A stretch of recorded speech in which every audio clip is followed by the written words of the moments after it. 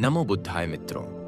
क्या आप अपने जीवन में अकेलेपन से परेशान हैं? क्या आपको लगता है कि सब कुछ पा लेने के बाद भी जीवन में कुछ खाली सा है?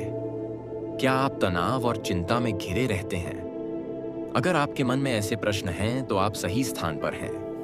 आज हम तथागत गौतम बुद्ध के वचनों के माध्यम से जानेंगे कि असली सुख कहाँ है। आज हम चर्चा करेंगे कि क्यों हमारे माता पिता और बुजुर्गों का साथ होना हमारे लिए किसी वरदान से कम नहीं है। यह चर्चा आपके जीवन से अवसाद और चिंता को हमेशा के लिए समाप्त कर सकती है। इसलिए इस ज्ञान को पूरा सुनें और अपने जीवन को बदलें। यदि आप सत्य और शांति के मार्ग पर चलना चाहते हैं तो अभी हमारे चैनल को सब्सक्राइब करें और इस कल्याणकारी यात्रा का हिस्सा बनें। चलिए आज का सत्र शुरू करते हैं।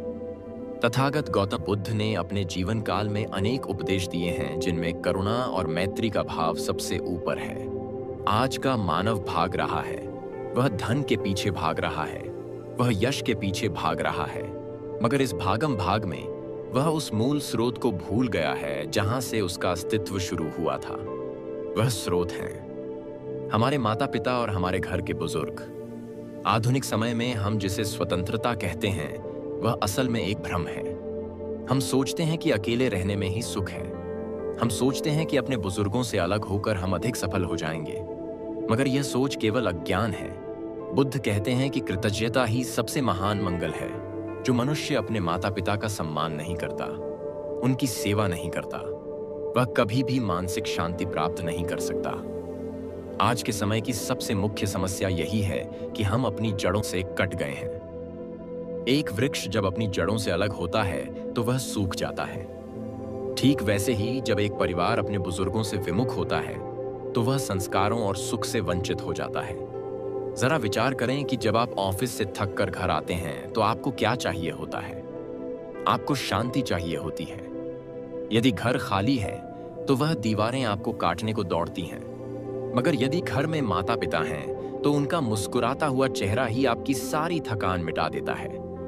यह मनोवैज्ञानिक सत्य है कि बुजुर्गों का साथ हमारे तनाव को सोख लेता है। आज के दौर में मानसिक रोगों की बाढ़ आ गई है। हर दूसरा व्यक्ति तनाव में है। इसका कारण क्या है? इसका कारण है असुरक्षा की भावना। जब हम संयुक्त परिवार में रहते हैं तो हमें एक सुरक्षा का एहसास होता है। हमें पता होता है कि हमारे पीछे कोई है जो हमारा ध्यान रखेगा, कोई है जो बिना किसी स्वार्थ के हमें प्रेम करता है। आधुनिक विज्ञान भी अब यह मानता है कि जो बच्चे अपने दादा दादी या नाना नानी के पास रहते हैं उनका मानसिक विकास बहुत अच्छा होता है। वे बच्चे अधिक सुरक्षित महसूस करते हैं। गौतम बुद्ध ने संघ के महत्व पर बहुत जोर दिया है। संघ का अर्थ है समुदाय या समूह परिवार। हमारे जीवन का सबसे पहला संघ है। यदि हम अपने इस छोटे से संघ को नहीं संभाल सकते तो हम विश्व में शांति कैसे ला सकते हैं? आज लोग मोबाइल और इंटरनेट की दुनिया में इतने व्यस्त हैं कि उन्हें पास बैठे इंसान का दुख नहीं दिखता।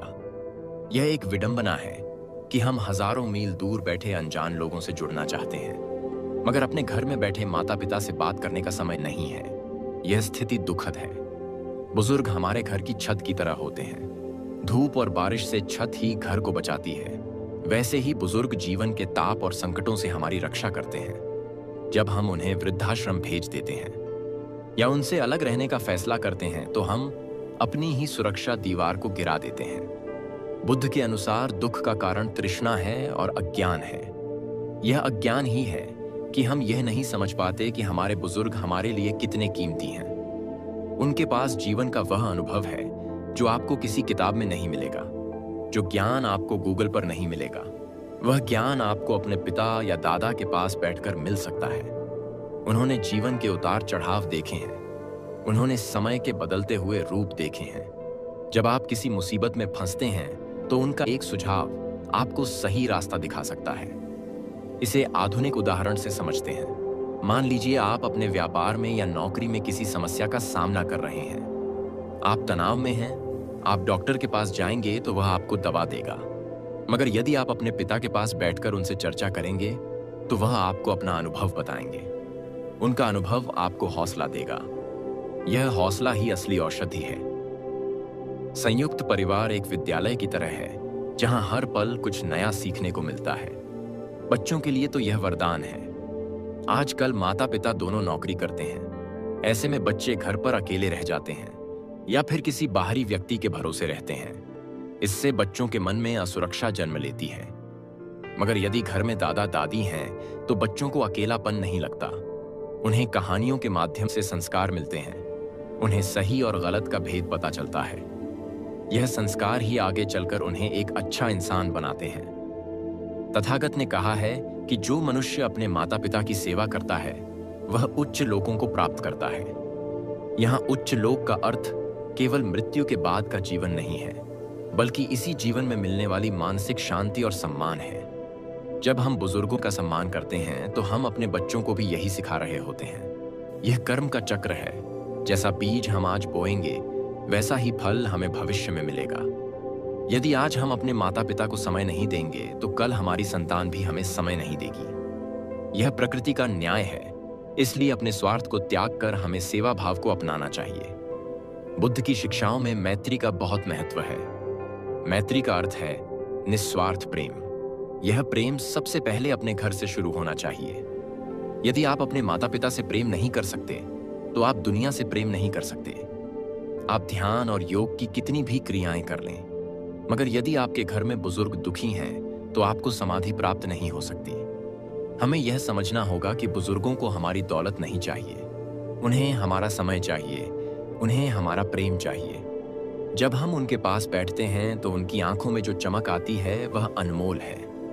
वह चमक ही आपकी असली कमाई है। आज के भौतिकवादी युग में हम वस्तुओं को महत्व देते हैं। हम इंसानों का उपयोग करते हैं और वस्तुओं से प्रेम करते हैं, जबकि होना इसका उल्टा चाहिए। हमें वस्तुओं का उपयोग करना चाहिए और इंसानों से प्रेम करना चाहिए। संयुक्त परिवार में रहने से सहनशीलता का गुण विकसित होता है। जब कई लोग साथ रहते हैं तो छोटे मोटे मतभेद होते हैं, मगर यही मतभेद हमें धैर्य रखना सिखाते हैं। जो इंसान परिवार के साथ सामंजस्य बिठा सकता है वह दुनिया में किसी के साथ भी काम कर सकता है। बुद्ध कहते हैं कि सम्यक दृष्टि रखना आवश्यक है। सम्यक दृष्टि का अर्थ है चीजों को वैसे देखना जैसी वे हैं। हमें यह देखना चाहिए कि हमारे माता पिता का शरीर अब शिथिल हो रहा है। उन्हें हमारे सहारे की आवश्यकता है। जिस प्रकार बचपन में उन्होंने हमारी उंगली पकड़कर हमें चलना सिखाया था, आज हमें उनका सहारा बनना है। यह कोई एहसान नहीं है, यह हमारा कर्तव्य है, यह हमारा धर्म है। पश्चिम की नकल करके हमने अपने संयुक्त परिवारों को तोड़ दिया है, जिसका परिणाम आज हम भुगत रहे हैं। अकेलेपन का रोग आज महामारी बन चुका है। लोग अवसाद की गोलियां खा रहे हैं, जबकि इसका इलाज उनके घर में ही मौजूद है।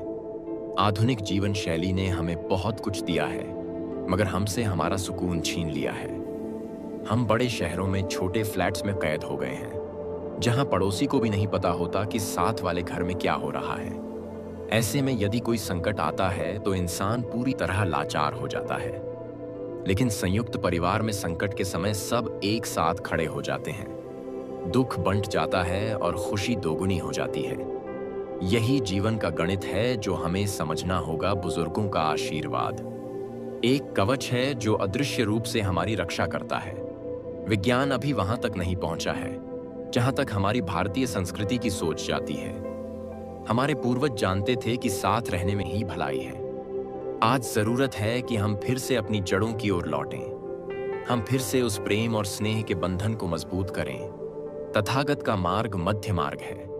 वह न तो विलासिता का समर्थन करते हैं और न ही कठोर तप का वह संतुलन की बात करते हैं। जीवन में संतुलन तभी आता है जब हम अपने कर्तव्यों का पालन करते हैं। माता पिता की सेवा करना सबसे बड़ा मंगल कार्य है। इससे बड़ा कोई तीर्थ नहीं है, इससे बड़ा कोई पुण्य नहीं है। अपने दिन की शुरुआत अपने माता पिता के चरणों में नमन करके करें। आप पाएंगे कि आपका पूरा दिन ऊर्जा से भरा रहेगा। आपके अंदर एक सकारात्मक शक्ति का संचार होगा। अंत में इस भाग में हम यही समझेंगे कि समय बहुत तेजी से भाग रहा है। कल जब यह समय निकल जाएगा तो केवल पछतावा रह जाएगा।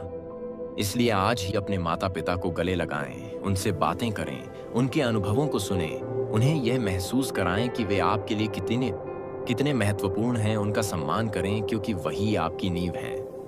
यदि नींव कमजोर होगी तो इमारत कभी भी गिर सकती है। अपनी नींव को मजबूत बनाएं।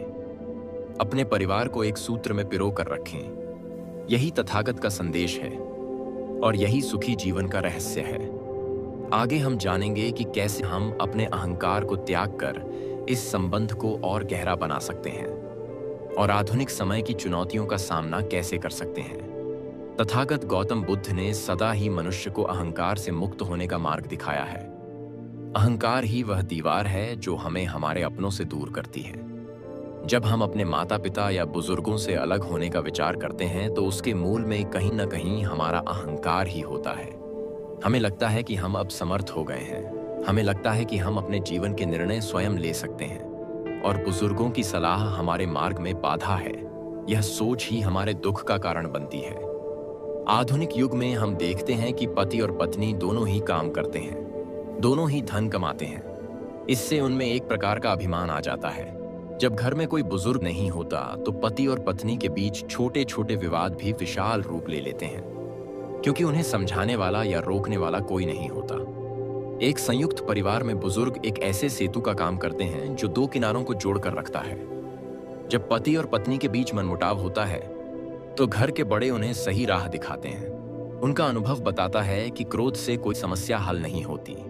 उनका शांत स्वभाव घर के वातावरण को शीतल बनाए रखता है। सोचिए कि आप किसी समस्या में उलझे हैं और आपका मन अशांत है। ऐसे में यदि आपकी माँ या आपके पिता आपके पास आकर स्नेह से सिर पर हाथ फेर दें, तो क्या आपका तनाव कम नहीं होगा? अवश्य होगा। यह स्पर्श ही चिकित्सा है, जिसका मूल्य कोई भी चिकित्सक नहीं बता सकता। आज के समाज में विवाह बहुत जल्दी टूट रहे हैं। इसका एक मुख्य कारण है सहनशीलता का अभाव। जब हम बुजुर्गों के साथ रहते हैं तो हम अपनी इच्छाओं को नियंत्रित करना सीखते हैं। हम दूसरों के लिए जीना सीखते हैं। यही त्याग की भावना रिश्तों को लंबी उम्र देती है। आइए इसे एक आधुनिक उदाहरण से समझते हैं। मान लीजिए कि आप एक शहर में रहते हैं और आपके पास एक छोटा बच्चा है। आप और आपकी पत्नी दोनों ही नौकरी पर जाते हैं। आप अपने बच्चे को किसी अनजान व्यक्ति के पास या किसी संस्था में छोड़कर जाते हैं। पूरा दिन आपका मन काम में नहीं लगता।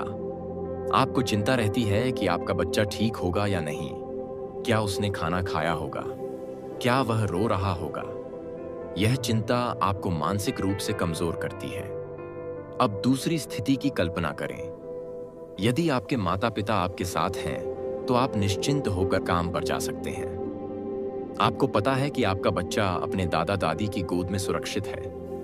उसे वही प्यार मिल रहा है जो आपको मिला था। इससे न केवल आपका तनाव कम होता है, बल्कि आपके बच्चे का व्यक्तित्व भी निखरता है। वह अपने दादा दादी से अपनी संस्कृति और अपनी भाषा सीखता है, जो वह किसी संस्था में कभी नहीं सीख पाएगा। बुद्ध ने कहा है कि अपदीपो भव, अर्थात अपना प्रकाश स्वयं बनो। लेकिन अपना प्रकाश बनने का अर्थ यह नहीं है कि हम दूसरों को अंधेरे में धकेल दें या उनका तिरस्कार करें। अपना प्रकाश बनने का अर्थ है कि हम अपने भीतर के विवेक को जगाएं। विवेक हमें बताता है कि माता पिता की सेवा करना हमारा परम कर्तव्य है। उन्होंने हमें तब संभाला जब हम असहाय थे। आज जब वे शारीरिक रूप से कमजोर हो रहे हैं तो उन्हें हमारी आवश्यकता है। यह प्रकृति का नियम है कि जो हम देते हैं वही हमारे पास लौट कर आता है।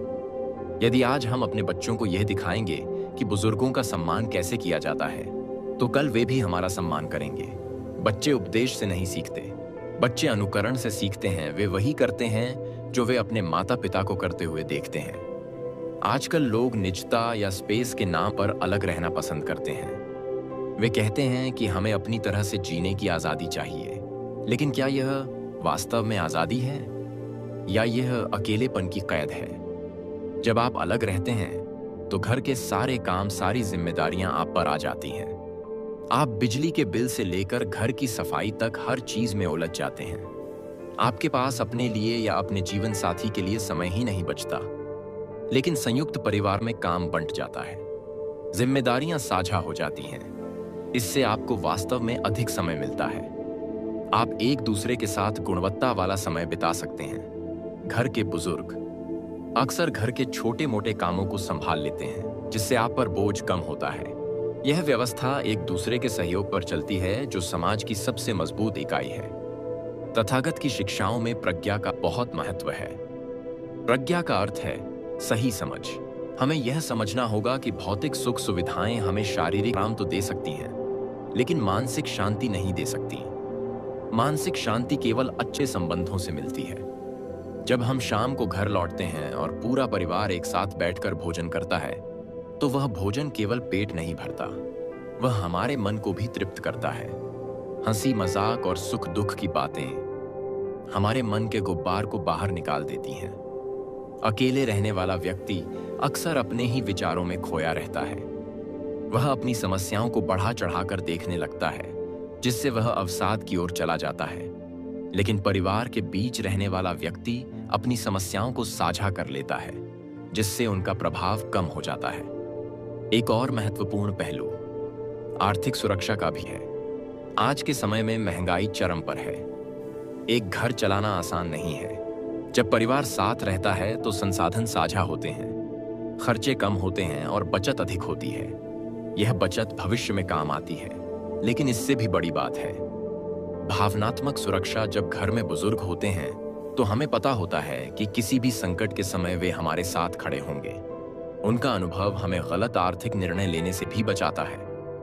कई बार हम जोश में आकर ऐसे फैसले ले लेते हैं जो बाद में हानि पहुंचाते हैं, लेकिन घर में बड़े लोगों की सलाह हमें ऐसे नुकसान से बचा सकती है। गौतम बुद्ध ने मैत्री भावना का विस्तार करने को कहा है। मैत्री का अर्थ है कि हम सभी के प्रति मंगल कामना रखें। जब हम अपने माता पिता की सेवा करते हैं तो हमारे भीतर का अहंकार गलता है। सेवा एक ऐसा माध्यम है जो हमें विनम्र बनाता है। विनम्रता ही वह द्वार है जिससे ज्ञान हमारे भीतर प्रवेश करता है। जो व्यक्ति अपने माता पिता के प्रति कृतज्ञ नहीं हो सकता, वह ईश्वर या सत्य के प्रति भी कृतज्ञ नहीं हो सकता। कृतज्ञता ही धर्म का सार है। हमें हर पल यह याद रखना चाहिए कि हमारा यह शरीर हमारे माता पिता की देन है। हमारी यह सांसें उनका ही उपहार है। इसलिए उनका तिरस्कार करना अपने ही अस्तित्व का तिरस्कार करना है। आधुनिक विज्ञान भी अब यह मानता है कि जो लोग सामाजिक रूप से जुड़े रहते हैं और परिवार के साथ रहते हैं, उनकी आयु लंबी होती है और उनकी रोग प्रतिरोधक क्षमता अधिक होती है। अकेलेपन से हृदय रोग और उच्च रक्तचाप जैसी बीमारियां होती हैं। इसके विपरीत अपनों का साथ हमारे शरीर में ऐसे रसायनों को उत्पन्न करता है जो हमें स्वस्थ रखते हैं। माता पिता का सामीप्य एक कवच की तरह काम करता है जो हमें बाहरी दुनिया के प्रहारों से बचाता है।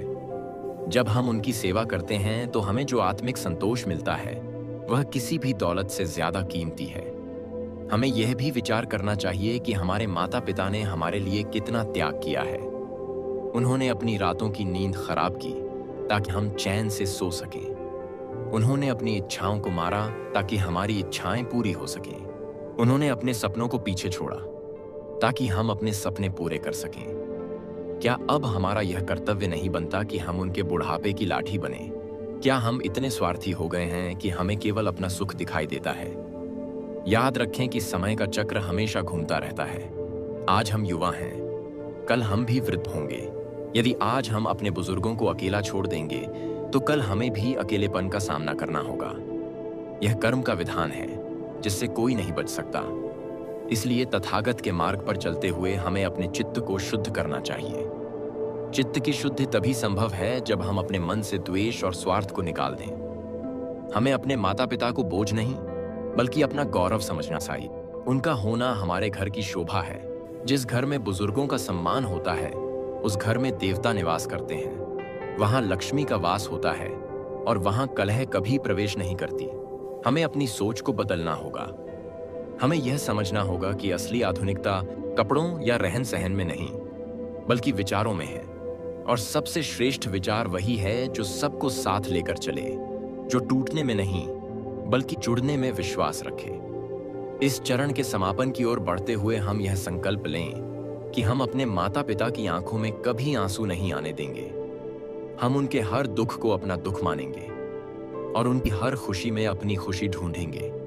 हम उन्हें वह सम्मान देंगे जिसके वे अधिकारी हैं। अगले और अंतिम चरण में हम जानेंगे कि कैसे हम इस संयुक्त परिवार की परंपरा को और अधिक मजबूत बना सकते हैं और कैसे हम अपने बच्चों के भीतर इन संस्कारों के बीज बो सकते हैं ताकि आने वाला समाज एक स्वस्थ और सुखी समाज बन सके।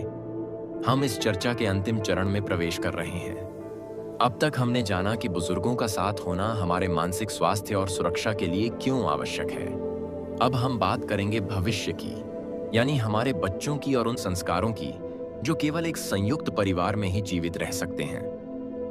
तथागत बुद्ध ने कहा है कि एक मोमबत्ती से हजारों मोमबत्तियां जलाई जा सकती हैं, फिर भी उस मोमबत्ती का प्रकाश कम नहीं होता। ठीक उसी तरह खुशी और ज्ञान बांटने से कम नहीं होता, बल्कि इसका विस्तार होता है। हमारे घर के बुजुर्ग उस पहली मोमबत्ती के समान हैं जिनसे पूरा परिवार संस्कार और ज्ञान का प्रकाश लेता है। आज की आधुनिक जीवन शैली में हम देखते हैं कि बच्चे अपने ही घर में अजनबियों की तरह रहते हैं। वे विद्यालय से आते हैं और अपने कमरे में बंद हो जाते हैं। उनका सबसे गहरा मित्र उनका मोबाइल फोन या कंप्यूटर बन गया है। यह अलगाव उन्हें मानसिक रूप से रोगी बना रहा है। वे सामाजिक व्यवहार नहीं सीख पाते। उन्हें यह नहीं पता होता कि अतिथियों का स्वागत कैसे करना है या बड़ों से बात कैसे करनी है। लेकिन जिस घर में दादा दादी या नाना नानी होते हैं, वहां का दृश्य अलग होता है। वहां बच्चे अपने मन की बात अपने बुजुर्गों से साझा करते हैं। बुजुर्ग उन्हें अपने जीवन की कहानियां सुनाते हैं जिनमें नैतिकता और साहस का पाठ होता है। यह शिक्षा किसी भी महंगी पुस्तक में नहीं मिलती। यह वही व्यावहारिक ज्ञान है जो एक इंसान को बेहतर इंसान बनाता है। एक वृक्ष तभी तक हरा भरा रहता है जब तक वह अपने मूल से जुड़ा रहता है। यदि हम मूल को काट दें तो वृक्ष का अंत निश्चित है। हमारे माता पिता हमारे मूल हैं और हमारे बच्चे उस वृक्ष के फल हैं। यदि हम चाहते हैं कि हमारे बच्चे संस्कारी बने और जीवन में सफल हों, तो हमें उन्हें उनके मूल से जोड़े रखना होगा। जब बच्चे देखते हैं कि उनके माता पिता अपने बुजुर्गों का सम्मान कर रहे हैं, उनकी सेवा कर रहे हैं, तो उनके कोमल मन पर इसका गहरा प्रभाव होता है। वे सीखते हैं कि सेवा ही परम धर्म है। वे सीखते हैं कि रिश्तों का महत्व धन से अधिक है। आधुनिक समय में धैर्य की बहुत कमी देखी जा रही है लोगों को। हर चीज तुरंत चाहिए, चाहे वह सफलता हो या सुख। यह अधीरता तनाव को जन्म देती है। लेकिन बुजुर्गों के पास धैर्य का विशाल भंडार होता है। वे जानते हैं कि समय हर घाव को भर देता है और हर समस्या का समाधान समय के साथ मिल जाता है। जब हम उनके सानिध्य में रहते हैं तो यह धैर्य हमारे भीतर भी उतरने लगता है। हम छोटी छोटी बातों पर क्रोधित होना बंद कर देते हैं। हम जीवन को एक व्यापक नजरिए से देखना शुरू करते हैं। बुद्ध ने अष्टांगिक मार्ग में सम्यक कर्म की बात कही है। सम्यक कर्म का अर्थ है ऐसे कार्य करना जिससे किसी को कष्ट न हो और सबका भला हो। माता पिता की सेवा करना सबसे श्रेष्ठ सम्यक कर्म है। यह एक ऐसा ऋण है जिसे हम कभी नहीं चुका सकते, लेकिन सेवा करके हम अपना कर्तव्य निभा सकते हैं। कई बार लोग शिकायत करते हैं कि बुजुर्गों के विचार पुराने हैं और वे आज के समय के साथ मेल नहीं खाते। ये सोच गलत है। विचार पुराने नहीं होते, अनुभव कभी पुराना नहीं होता। तरीका बदल सकता है, लेकिन जीवन के मूल्य वही रहते हैं। सत्य, प्रेम और करुणा हर युग में प्रासंगिक हैं और ये गुण हमें हमारे बुजुर्गों से विरासत में मिलते हैं। कल्पना कीजिए कि आपके घर में कोई उत्सव है। यदि आप अकेले हैं तो सारी व्यवस्था आपको देखनी होगी। आप आनंद लेने की बजाय काम के बोझ तले दब जाएंगे। लेकिन संयुक्त परिवार में हर सदस्य अपना योगदान देता है। काम खेल बन जाता है और उत्सव का असली आनंद सब मिलकर लेते हैं। यही समूह की शक्ति है जिसे बुद्ध ने संघ कहा है। संघ में ही सुरक्षा है और संघ में ही बल है। जब हम बिखर जाते हैं तो हम कमजोर हो जाते हैं। दुनिया की कोई भी ताकत उस परिवार को नहीं हरा सकती जो एक साथ खड़ा है। हमें यह भी समझना होगा कि जीवन एक गूंज की तरह है। हम जो आवाज लगाएंगे वही वापस आएगी। यदि आज हम अपने घर में प्रेम और सम्मान का वातावरण बनाएंगे तो हमारा भविष्य भी प्रेममय होगा। यदि हम कलह और अपमान का बीज बोएंगे तो भविष्य में हमें वही काटना होगा। इसलिए समझदारी इसी में है कि हम अपने अहंकार को त्याग कर प्रेम के मार्ग को चुनें। अपने माता पिता के पास बैठें, उनके झुर्रियों वाले हाथों को अपने हाथों में लें और महसूस करें कि इन हाथों ने आपको बनाने के लिए कितना परिश्रम किया है। उनकी खामोश आंखों को पढ़े जिनमें आपके लिए केवल आशीर्वाद है। आज विज्ञान चाहे चांद तक पहुंच गया हो, लेकिन मन की शांति का मार्ग आज भी वही है जो हजारों साल पहले था। और वह मार्ग है अपने अपनों का साथ। मनुष्य एक सामाजिक प्राणी है। वह अकेले नहीं जी सकता। उसे दुख बांटने के लिए कंधा चाहिए और खुशी बांटने के लिए कोई अपना चाहिए। यह अपनापन हमें बाजार में नहीं मिलता, यह हमें हमारे परिवार में मिलता है। इसलिए इस अनमोल खजाने को खोने न दें। अपने घर के आंगन को बुजुर्गों की हंसी से गूंजने दें। अब समय आ गया है कि हम एक संकल्प लें। हम संकल्प लें कि हम अपने घर को ईंट पत्थरों का मकान नहीं, बल्कि प्रेम का मंदिर बनाएंगे। हम अपने माता पिता को वह स्थान देंगे जो एक मंदिर में ईश्वर का होता है। हम उनकी सेवा को बोझ नहीं, बल्कि अपना सौभाग्य मानेंगे। याद रखें कि जब तक आपके सिर पर माता पिता का हाथ है, तब तक दुनिया का कोई भी संकट आपका बाल भी बांका नहीं कर सकता। उनका आशीर्वाद एक सुरक्षा कवच है जो हर मुसीबत को आप तक आने से पहले ही रोक लेता है। अंत में मैं यही कहना चाहूंगा कि जीवन बहुत छोटा है। इसे नफरत या शिकायतों में नष्ट न करें। इसे प्रेम और सेवा से महकाएं। तथागत गौतम बुद्ध का यही संदेश है कि करुणा ही धर्म का मूल है और करुणा की शुरुआत अपने घर से होती है। अपने माता पिता को गले लगाएं और उन्हें बताएं कि आप उनसे कितना प्रेम करते हैं। यह छोटा सा कार्य आपके जीवन में खुशियों की बहार ला सकता है। मित्रों, यह श्रृंखला यहीं समाप्त होती है। मुझे विश्वास है कि इस चर्चा ने आपके विचारों को एक नई दिशा दी होगी। यदि आपको लगता है कि यह संदेश समाज के लिए उपयोगी है, तो इसे अपने मित्रों और संबंधियों के साथ अवश्य साझा करें। क्या पता आपका एक शेयर किसी बिखरते हुए परिवार को बचा ले और किसी के जीवन में फिर से खुशियां लौटा दे। हम आगे भी आपके लिए ऐसे ही ज्ञानवर्धक विषय लाते रहेंगे जो आपके जीवन को सकारात्मक ऊर्जा से भर देंगे। अगर आप सत्य की खोज में हैं और अपने जीवन को श्रेष्ठ बनाना चाहते हैं, तो हमारे चैनल को अभी सब्सक्राइब करें और हमारे परिवार का हिस्सा बनें। अपने विचार हमें नीचे लिखकर अवश्य बताएं। हम आपके हर विचार का सम्मान करते हैं। चलिए साथ मिलकर एक बेहतर और सुखी समाज का निर्माण करते हैं। नमो बुद्धाय।